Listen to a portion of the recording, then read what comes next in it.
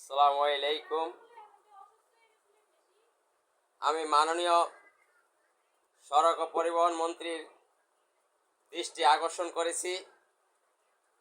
আপনি বলেছেন যাত্রাবাড়িতে যারা সায়দাবাদে যারা অতিরিক্ত ভাড়া নিয়েছে আপনি পরিদর্শন করে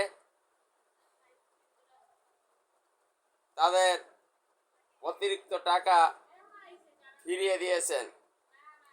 শুধু সায়দাবাদ যাত্রাবাড়িতে ফেরত দিলেই হবে না, উত্তরার আবদুল্লাপুর এবং হাউস বিল্ডিং, আজমপুর এই সমস্ত এলাকায় ভাড়া অতিরিক্ত নেওয়া হয়।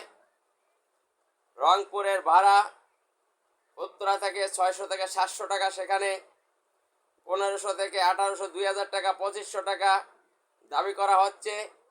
লোকাল বাসগুলোতে 1500 টাকার নিচে তারা যাত্রী নিতে চায় না। সিটিং সার্ভিসগুলোতে 2500 টাকা তারা ভাড়া দাবি করতেছে। নিরীহ, অসহায়, গরিব, সাধারণ খেটে খাওয়া মানুষ তারা ঈদের বাড়িতে যাবে, তাদের স্ত্রী, সন্তান